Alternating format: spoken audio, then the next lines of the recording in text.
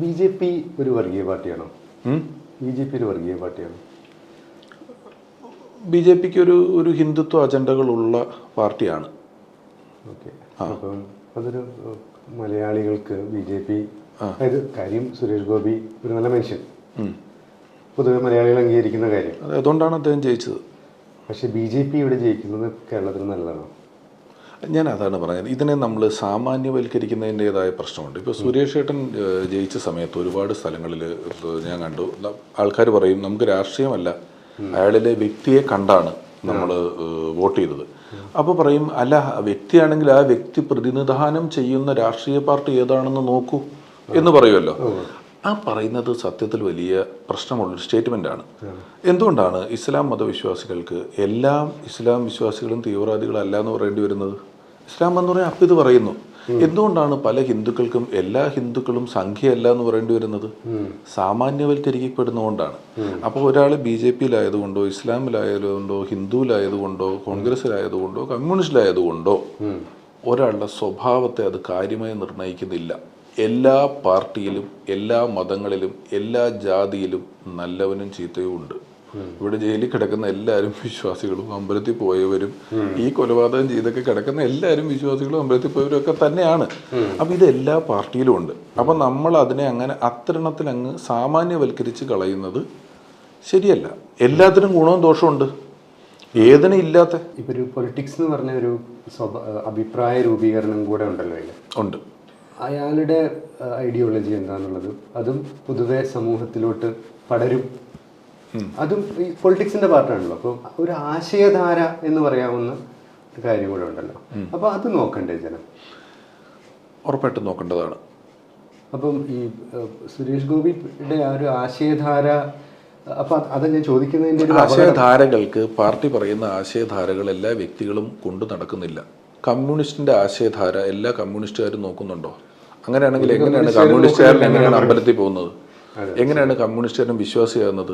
എങ്ങനെയാണ് കമ്മ്യൂണിസ്റ്റുകാരൻ പ്രവാസിയാവുന്നത്? ഇവർ പ്രവാസ ലോകത്ത് ഇരുന്നു കൊണ്ട് കേരളത്തിൽ കമ്മ്യൂണിസം തുടരണമെന്ന് പറയുമ്പോൾ കമ്മ്യൂണിസ്റ്റിന്റെ ആശയധാരയിലാണോ അവർ നിൽക്കുന്നത്? അവർ മൊണാർക്കിയുള്ള രാജഭരണമുള്ള ഗൾഫ് രാജ്യങ്ങളിലല്ലേ നിൽക്കുന്നത്? അവിടെ നിന്നുകൊണ്ടല്ലേ ഇവിടെ കമ്മ്യൂണിസം വേണമെന്ന് പറയുന്നത്. അപ്പോൾ ഒരു പാർട്ടിയുടെ ആശയധാരയുമായി ആ പാർട്ടിയിൽ പ്രവർത്തിക്കുന്ന എല്ലാവരും 100% യോജിക്കണമെന്നുള്ള നിർബന്ധമില്ല. അത് ഈ ബി ജെ പിക്ക് മാത്രമല്ല, കമ്മ്യൂണിസ്റ്റിനും കോൺഗ്രസിനും ഒക്കെ ഇത് ബാധകമാണ്. അതിൻ്റെ എല്ലാ ആശയധാരകളും അതിലെ എല്ലാ വ്യക്തികളും കൃത്യമായിട്ട് എടുത്ത് ഉപയോഗിക്കുന്നില്ല. നമുക്ക് വേണ്ടത് എടുത്താൽ മതി. മതത്തിൽ നിൽക്കുന്ന എല്ലാവരും മതത്തിൻ്റെ എല്ലാ ആശയങ്ങളും പൂർണ്ണമായിട്ട് എടുക്കുന്നുണ്ടോ? വേണ്ടത് മാത്രം എടുക്കുന്നുള്ളൂ? എല്ലാവരും വേണ്ടത് മാത്രമേ എടുക്കുന്നുള്ളൂ എല്ലാ കാര്യത്തിലും. അപ്പൊ ഞാൻ അതാണ് സാമാന്യവൽക്കരണം എന്ന് പറഞ്ഞത്. ഒരു പാർട്ടിയുടെ ആശയധാര ഇതാണ്. അതുകൊണ്ട് അതിൽ നിൽക്കുന്ന എല്ലാവരും പൂർണ്ണമായും ആ ആശയധാരയുമായി ചേർന്ന് പോകുന്നവരാണ് എന്ന് നമ്മൾ വിചാരിക്കേണ്ട ആവശ്യമില്ല. അങ്ങനെയില്ല. അവിടെയാണ് വ്യക്തിക്ക് കൂടുതൽ ബലം വരുന്നത്. ഇപ്പം ബി ജെ പിയുമായിട്ട് ബന്ധപ്പെട്ടും കമ്മ്യൂണിസവുമായിട്ട് ബന്ധപ്പെട്ടും കോൺഗ്രസുമായിട്ടും ബന്ധപ്പെട്ടൊക്കെ നമ്മൾ സംസാരിച്ചതിൽ ഞാൻ പറഞ്ഞ സാമാന്യവൽക്കരണം എന്ന വാക്കുണ്ടാക്കുന്ന ഒരു ദോഷമുണ്ട്. ഇപ്പോൾ ബി ജെ പി എന്ന് പറയുന്ന ഒരു രാഷ്ട്രീയ പാർട്ടിക്ക്, അല്ലെങ്കിൽ ബി ജെ പിയുടെ അനുബന്ധ പാർട്ടികൾ, അത് ജനസംഘ ആയിക്കോട്ടെ, RSS ആയിക്കോട്ടെ, ശിവസേന ആയിക്കോട്ടെ, ബജറംഗ് ദൾ ആയിക്കോട്ടെ, ഒരു 100 വയസ്സ് ആയുസുണ്ടാവും, ഒരു 100 വയസ്സ് പ്രായമുണ്ടാവും തുടങ്ങിയിട്ട്. നിങ്ങളൊരു 50 കൂടെ വെച്ചോളൂ, 150 വർഷം എന്ന് വയ്ക്കുക അല്ലേ? പക്ഷെ ഹിന്ദു മതത്തിന് ഏതാണ്ട് 5000 വർഷത്തെ പഴക്കമാണ് പറയുന്നത്. ഹിന്ദു പാരമ്പര്യത്തിന്, മതത്തിനല്ല, ഹിന്ദു പാരമ്പര്യത്തിന്. ഹിന്ദു പാരമ്പര്യം എന്നൊക്കെ ഇപ്പോൾ വന്ന വാക്കാണ്. ഹിന്ദു ആരാധിക്കുന്ന ശിവനെയൊക്കെ സിന്ധു നദീതട സംസ്കാരത്തിൽ ആരാധിച്ചിരുന്നതായിട്ട് റെക്കോർഡുകൾ കിട്ടുന്നുണ്ട്. ഇപ്പോൾ ഒരു 5000 വർഷത്തെ പഴക്കമുണ്ട്. ക്രിസ്ത്യൻ മതത്തിന് ഒരു 2200 അടുത്തുണ്ട്. ഇസ്ലാം മതത്തിന് ഒരു 1800, 900 അടുത്തുമാണ് ഉള്ളത്. അപ്പോൾ ഒരു 5000 വർഷം പഴക്കമുള്ള 100 കോടി ആളുകൾക്കടുത്ത് ഇന്ത്യയിലുള്ള ഒരു മതമാണ് ഹിന്ദുമതം. ബി ജെ പി 100 വർഷം പഴക്കമുള്ള ഒരു രാഷ്ട്രീയ പ്രസ്ഥാനമാണ് ഹിന്ദുത്വ ആശയങ്ങളോട് ചേർന്ന് നിൽക്കുന്നത്. ബി ജെ പിയെ വിമർശിക്കുമ്പോൾ വിമർശിക്കുമ്പോൾ കൃത്യമായി അത് രാഷ്ട്രീയപരമായ വിമർശനമാകണം.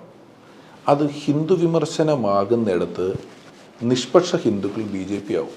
സാങ്കേതികമായിട്ട് ഇവിടെ ഉണ്ടാകുന്ന ഒരു പ്രശ്നം അതാണ് അല്ലേ? നിങ്ങൾ അതുപോലെ നമ്മൾ ഇപ്പോൾ BJP പോലെ നമ്മളിപ്പോൾ SDPIനെയോ ലീഗിനെയോ മറ്റ് കാര്യങ്ങളെയോ നിങ്ങൾ അത്തരണത്തിൽ വിമർശിക്കുന്നുണ്ടെങ്കിൽ രാഷ്ട്രീയപരമായി വിമർശിക്കണം. നിങ്ങൾ അതിനെ മതപരമായി വിമർശിച്ചാൽ നിഷ്പക്ഷ മുസ്ലിങ്ങൾ, നിഷ്പക്ഷ ഇസ്ലാം വിശ്വാസികൾ കൂടുതലായി അങ്ങോട്ട് പോകും.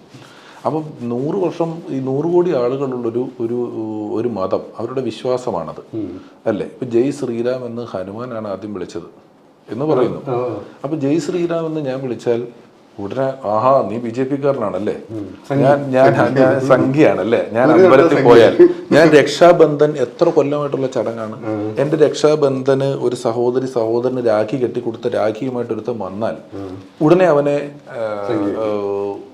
ഇതായിട്ട് ചെയ്യരുത്. അങ്ങനെ ചാപ്പ അടിക്കുമ്പം ഇവൻ പറയുന്ന സ്റ്റേറ്റ്മെന്റ് പോകും. ഇപ്പൊ നമ്മൾ ചില തർക്കങ്ങൾ നടക്കുമ്പോൾ നീ കുടിച്ചിട്ടുണ്ടോ? ഉണ്ട്, എന്നാ നീ മിണ്ടണ്ട എന്ന് പറയും. അത് പറ്റില്ല. ഇവൻ കുടിച്ചവനാണോ കുടിക്കാത്തവനാണോ, ഇവൻ ഏത് ജാതിയാണോ ഏത് മതമാണോ എന്നുള്ളല്ല, ഇവൻ പറഞ്ഞത് എന്താണ്, ഈ പറഞ്ഞതിനാണ് പ്രസക്തി. ആര് പറഞ്ഞു എന്നുള്ളത് അവിടെ നിൽക്കട്ടെ, പറഞ്ഞതിനാണ് പ്രസക്തി. ഈ പ്രശ്നം ഇവിടെ ഉണ്ട്. ഈ സാമാന്യവൽക്കരണം എന്ന് പറയുന്നത് ഇവിടെ വലിയ തോതിലുണ്ട്. അത് രാഷ്ട്രീയം ഒരു 18 വയസ്സ് കഴിയുമ്പോൾ തുടങ്ങുന്ന സാധനമാണ്. മതം വയറ്റി കിടക്കുമ്പോണ്ട് എൻ്റെ അച്ഛനും അമ്മയ്ക്കും ഉണ്ട്. അവിടെ നിന്ന് മനുഷ്യന്റെ കൂടെ വരുന്ന സാധനമാണ് മതം എന്ന് പറയുന്നത്. അത് കഴിഞ്ഞ് രാഷ്ട്രീയം വരുള്ളൂ. അപ്പോൾ ഉള്ള പ്രശ്നം ഇത്തരത്തിലുള്ള വിമർശനങ്ങൾ നൂലെ പിടിച്ച് അളന്നു മുറിച്ച് കൃത്യമായിട്ട് പൊളിറ്റിക്കലായിട്ടല്ല നിങ്ങൾ പറയുന്നത് എങ്കിൽ ഇത് വലിയ പ്രശ്നമുണ്ടാകും. ഇവരെല്ലാം അങ്ങനെയാണ് മതം ഉപയോഗിക്കുന്നത്. ഈ മതം കൊണ്ട് വലിയ പ്രശ്നം ഉണ്ടായപ്പോഴാണ് മതേതരത്വം വന്നത്. അപ്പം നിങ്ങളുടെ മതേതരത്വത്തിനേക്കാളും നല്ലത് ഞങ്ങളുടെ മതേതരത്വമാണെന്ന് പറഞ്ഞ് വഴക്കുണ്ടാക്കി എന്ത് ചെയ്യാൻ പറ്റും?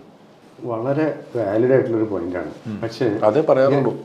പക്ഷേ അത് വാലിഡ് ആയിട്ടുള്ള പോയിന്റ് എന്ന് ഞാൻ പറയുന്നത് എന്താണെന്ന് വെച്ചാൽ ചില മതങ്ങൾ കൂടുതൽ മതേതരം, ചില മതങ്ങൾ കൂടുതൽ മതേതരം എന്നുള്ള ഹിന്ദു പാരമ്പര്യത്തിൽ നിരീശ്വരവാദിക്കും സ്ഥാനമുണ്ട്, ശൈവനും സ്ഥാനമുണ്ട്, വൈഷ്ണവനും സ്ഥാനമുണ്ട്, പലതരം ആരാധനകൾ. എല്ലാ മതങ്ങളിലുള്ള ഉപവിഭാഗങ്ങൾക്കൊക്കെ സ്ഥാനമുണ്ടല്ലോ. അവര് തമ്മിൽ തർക്കം ഉണ്ടാകുന്നിടത്താണല്ലോ പ്രശ്നം.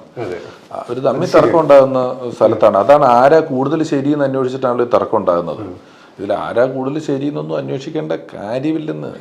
ഇതിന്റെ കാര്യമില്ല. രാഷ്ട്രീയം അവിടെ നിൽക്കട്ടെ.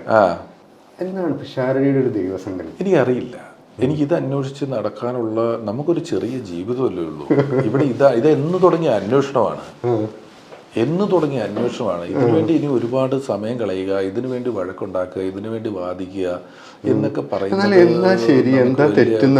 ഇല്ല. ഞാനൊരു അഗ്നോസ്റ്റാണ്, ഒരു സന്ദേഹവാദിയാണ്. ഇനി ദൈവം ഉണ്ടെങ്കിലും ദൈവം ഇല്ലെങ്കിലും ഈ നാസ്തികർ ചെയ്യുന്ന ഒരു സേവനം വളരെ വലുതാണ്.